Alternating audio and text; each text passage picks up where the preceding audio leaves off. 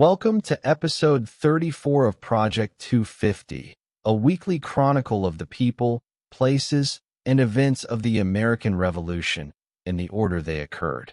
So, without further ado, here's what was happening 250 years ago this week, August 24th to 30th, 1775.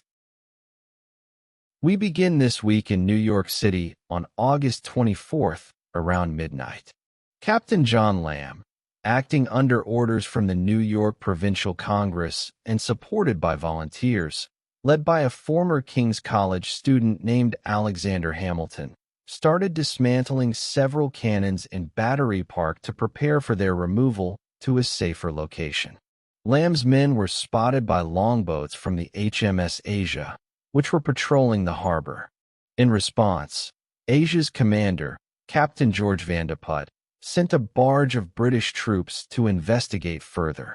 When Vanderput's men fired a shot to alert their superiors, the Americans returned fire on the British barge, killing one man.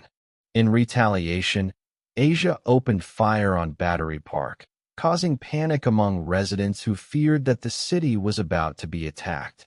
This led to a general exodus to New Jersey and Long Island. Asia's bombardment of Lower Manhattan continued until about 3 a.m. Meanwhile, to the north, on August 25th, Brigadier General Richard Montgomery, in temporary command at Fort Ticonderoga during General Schuyler's attendance at the Iroquois Conference, received information from north of the border that several ships under construction at Fort St. John's were nearing completion and would soon be in service, posing a clear and present danger to the American invasion plans. On August 26th, at Cambridge, Massachusetts, General Washington, seeking a commanding position on the Mystic River from which to target British forces occupying Bunker Hill, dispatched Brigadier General John Sullivan with a force of approximately 3,400 men to fortify Plowed Hill near Charlestown, now Mount Benedict in Somerville, due to its proximity to the aforementioned Bunker Hill. At dawn the next day, the American positions on Plowed Hill came under fire from two floating British batteries, situated in the Mystic River, and another battery on Bunker Hill. Despite being low on ammunition and possessing only one cannon, General Sullivan still managed to sink one of the floating batteries and disable the other. The British continued to bombard Plowed Hill until September 10th, but were never able to dislodge the Americans.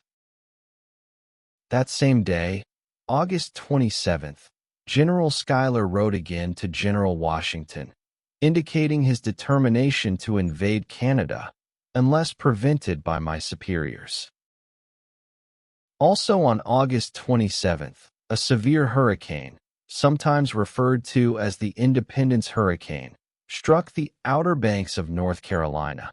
As it moved northward, it would leave a wide swath of destruction. On Monday evening, August 28th, at Fort Ticonderoga, the American invasion of Canada began. Brigadier General Richard Montgomery, still temporarily in command, was concerned by reports out of Fort St. John's.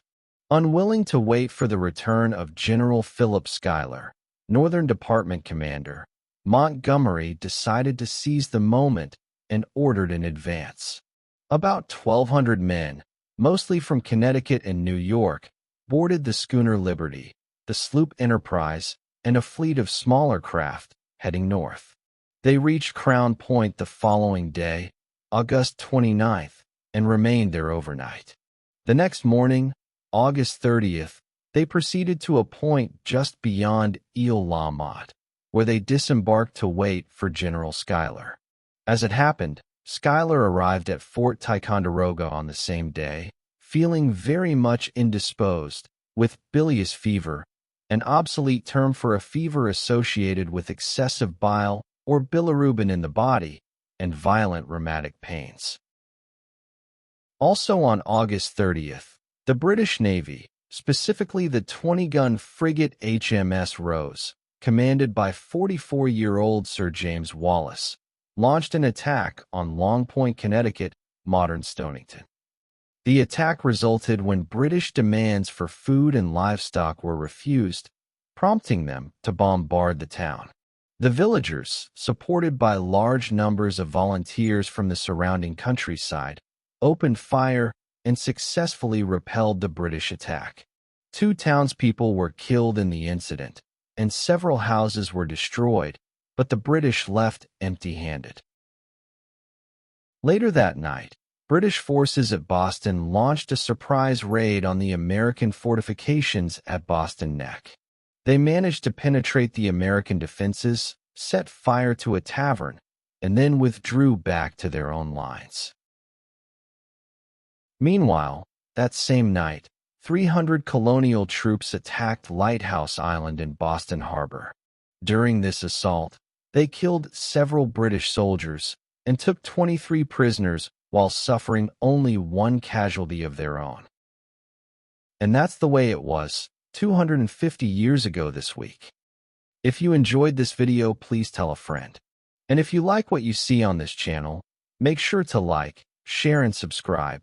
You can also check us out on Facebook and Twitter, or X, as well as on Substack.